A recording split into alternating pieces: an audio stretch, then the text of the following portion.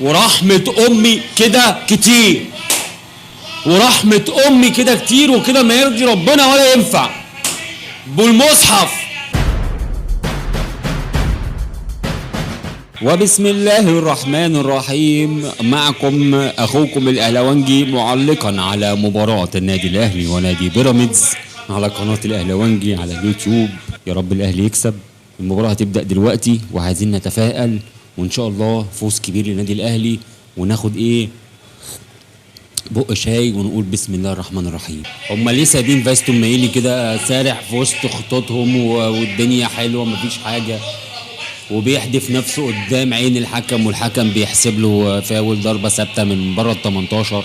وانت يا عم قط اهدى شويه، هجيب لك شويه جبنه رومي. يا رب نركز بقى شويه عشان هي الماتش بادئ كده بدايه مش اللي هي بصراحه. لا والمصحف بجد ايه ده انا نفسي افهم ايه ده الكرة ده ده لو في حظ كده انا ما توقعهوش. هو في حظ كده؟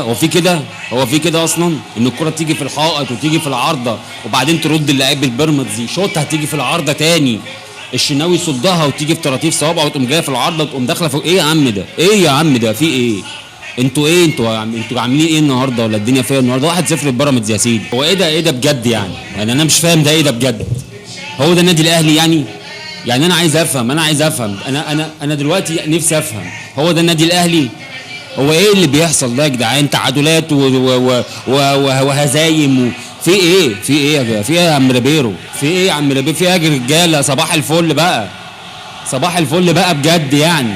مش ده الاهلي خالص يا جدعان والله، ولا ده الكلام اللي المفروض يتم، ولا ده الكلام اللي المفروض يحصل اصلا. فين اللعيبه اللي كانت بتلعب قدام بورتو البرتغال يا جدعان؟ ايه يا جدعان في ايه؟ ولا انتوا في كاس العالم بتتحولوا بس؟ ولا انتوا في ايه بالظبط؟ ما تفوقوا كده بالصلاه على النبي. شريف كده قوسين او ادنى انه يسجل هدف التعادل من عرضيه روعه.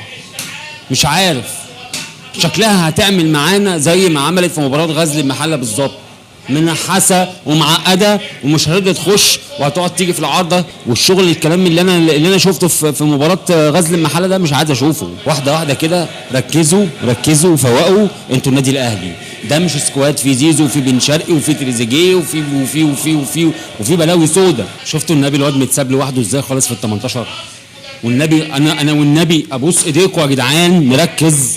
ايه الواد متساب لوحده في ال 18 خالص وطلع بيلعب بالرأسية ومرتاح خالص؟ ده كان بأمانة الله بأمانة الله حد عنده تفسير للي بيحصل ده؟ الكورة سهلة ليه في ال 18 بتاع الاهلي؟ الكورة بتوصل ليه جوه ال 18 بتاع الاهلي بكل ارتياحية وبكل سهولة. اللعيبة دي مش محترمة المدير الفني بتاعهم، اللعيبة دي مش عاملة حساب لريبيرو خالص. هو مش في دماغهم اصلا، هم مش عاملين له حساب ومش محترمينه ومش داخل دماغهم، وشكلهم هم نفسهم مش عايزينه اصلا. ويا مسهل الحال اهو ضربه ثابته اهو من مكان حلو. اتمنى بقى نعمل فيها حاجه عشان انا لما وسام مشي انا قلت مفيش حد هيعرف يلعب ضربات ثابته. لما وسام مشي انا قلت الكلام ده، قلت محدش هيعرف يلعب ضربات ثابته تاني. اما نشوف بقى هتحصل فيها ايه وهتتلعب ازاي والدنيا هتمشي ازاي، علشان احنا لو اتغلبنا النهارده لا قدر الله والله العظيم 3 هتنيم الواحد متنكد نكد ملوش حل. يا رب يا ديانج. ماشي ابتدت تندع. ماشي حلوه من زيزو، حلوه من هاني، ووديها لديانج كويس قوي، بس ديانج بطريقه غير طبيعيه وبطريقه غريبه جدا بيحطها بره المرمى. انا نفسي افهم الجهاز الطبي نازل يعمل ايه مع اشرف داري. يعني اشرف داري هيكمل؟ هل اشرف داري هيكمل مثلا؟ اشرف داري ماسك الضمه وكان عمال يعمل كده في دماغه وهو قاعد اهو. العش قام. ما هو اشرف داري المفروض ان هو لو مصاب ما يكملش الماتش. احنا مش حمل هدف تاني بسببه، يعني احنا مش حمل هدف تاني عشان هو مصاب وعشان هو مش قادر يلعب. يلا يا تريزيجيه، فلازم يطلع. هو لو مصاب مش قادر يكمل يقول انا مش قادر اكمل، طلعوني ونزلوا حد تاني مكاني والعش جاهز اهو. تمام الحمد لله موجود العش. تحرك حلو قوي من محمد شريف، حلو قوي، بس للاسف ما رفعش راسه وهو بيعرض. فدي لو مش اوفسايد انا كان دمي هيتحرق. يعني شوف يوروتيتش بيعمل ايه وبيتكلم ازاي مع اللعيبه وبيتكلم مع اللعيبه كلها ازاي. وشوف ريبيرو واقف بيتكلم عن محمد بن علي بن رمضان بس. اهو خرج اشرف داري وانا قايل من الصبح اصلا من ساعه ما اتصاب يخرج ونزل مصطفى العيش. وخد عندك بقى مصطفى العيش شوف بقى له قد ايه ما لعبش. زقتها زقه جامده انت يا زيزو، زقه جامده قوي يا زيزو، مش مستاهله الزقه دي كلها. ومحمد شريف ولا مين اللي فتح لك هناك ده؟ محمد شريف كنت اداله، بس قفل عليه سامي، قفل عليه سامي. فكره انك ترمي نفسك على الارض، فكره انك ترمي نفسك على الارض وتمسك رجلك، دي حاجه تثبت ان انت خايف من المنافس بتاعك في ارض الملعب. انت فاهم يا معلم؟ هجمه وحيده كانت كفيله بتقدم نادي بيراميدز على النادي الاهلي بنتيجه 1-0. خلص الشوط الاول. والله عاش جمهور الاهلي. العب بقى يا عم، خلي عندك دم. والله عاش جمهور الاهلي وعاش لسانكم. يعني انا عايز افهم حاجه، انت هتطلع مين دلوقتي وتنزل كوكا؟ هتطلع بن رمضان. انا معاك ان بن رمضان مش باين، مش ظاهر في ارض الملعب، بس ده يخليك تطلعه وتنزل كوكا؟ هو ان جيت للحق اللي عايز يطلع تريزيجيه، هو ده تريزيجيه يا جدعان ولا دي نسخه منه؟ انا نفسي افهم، دي نسخه من تريزيجيه ولا ده تريزيجيه؟ اهو الحمد لله ربنا خيب ظني وطلع كريم فؤاد ونزل كوكا. هدف تاني، ورحمه امي كده كتير، ورحمه امي كده كتير، وكده ما يرضي ربنا ولا ينفع بالمصحف.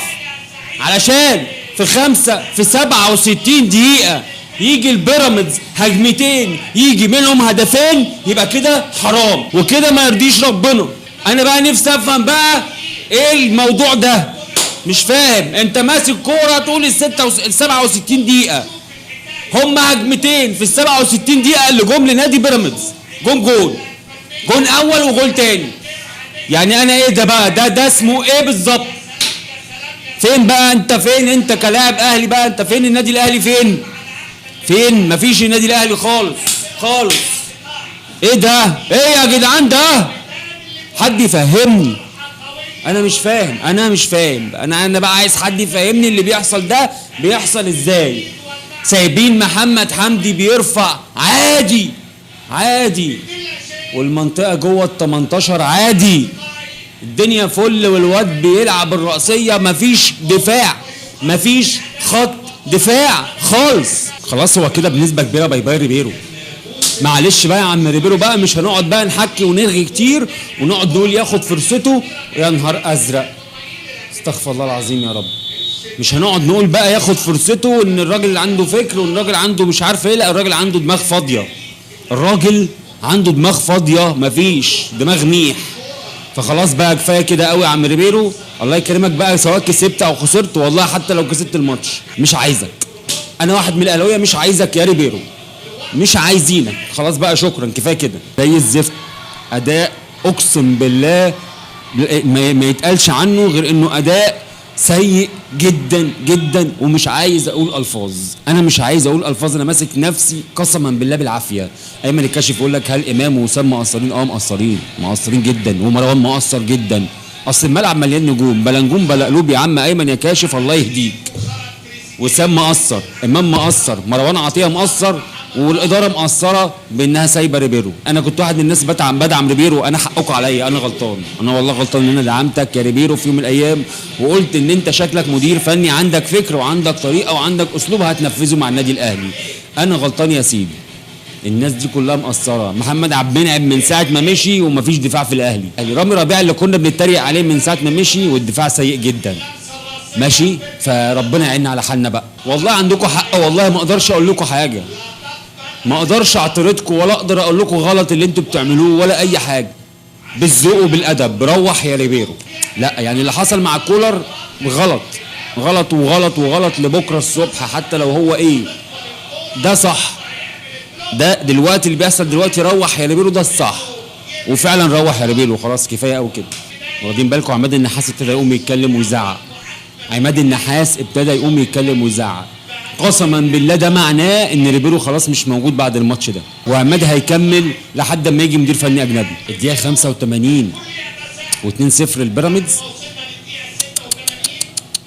مش النادي الاهلي اللي تعمل فيه كده يا كابتن محمود يا خطيب،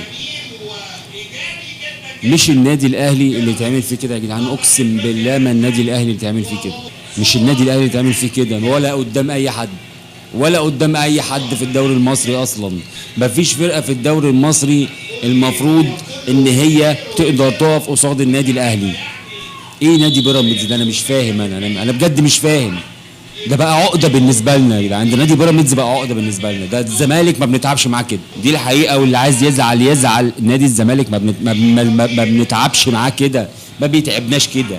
نادي الزمالك سهل بالنسبه لنا عن ده، مع ان نادي الزمالك ده القطب الثاني لمصر، القطب الثاني للكره المصريه في الدوري وفي افريقيا. مفيش اداء، مفيش حاجه هتيجي، مفيش اهداف هتيجي. يعني اقفل التلفزيون وقوم نام، ريح دماغك. مفيش اهداف هتيجي صدقني. ده مش اداء لعيبه تجيب اجوال، ده احتمال يجي فينا التالت. يعني انا بجد يعني اسوأ ماتش شفته في حياتي للنادي الاهلي، اسوأ ماتش، اسوأ من كده ما شفتش.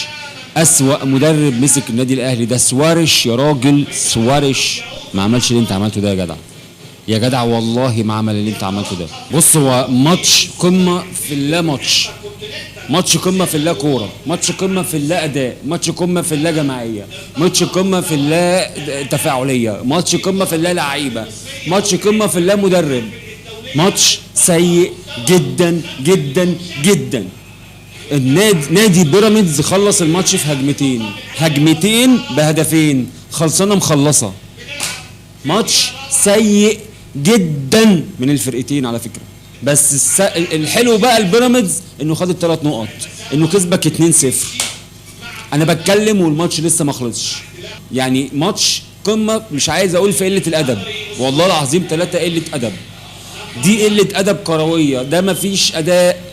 يعني بص، يا اللعيبه دي يا اما مش عايزه ريبيرو، يا اما اللعيبه ديت اصلا مش عارفه تخرج من بطوله كاس العالم اصلا والاجواء بتاعتها، يا اما اللعيبه ديت واخده في نفسها مقلب، يا اما احنا اللي واخدين فيهم مقلب. فما اعرفش يا كابتن محمود الخطيب، ابوس ايدك لازم تشوف حل. الجمهور بيقول لك يا كابتن محمود اسمعنا، النادي الاهلي ده بتاعنا. فبالله عليك يا كابتن محمود الخطيب شوف لك حل. انا عارف ان كده بنسبه كبيره ريبيرو خلاص، يعني انا ده الطبيعي. انا بقعد اقول ان اداره الاهلي مش اداره الاهلي اللي تعمل كده او ان هي تمشي، لا، مدير فني من غير ما ياخد فلوسه كامله، لا خلاص هو كده كفايه قوي على ريبيرو وكابتن محمود الخطيب. وانا اتخنقت وزهقت، وهقفل الفيديو قبل ما الماتش يخلص، وسلام عليكم.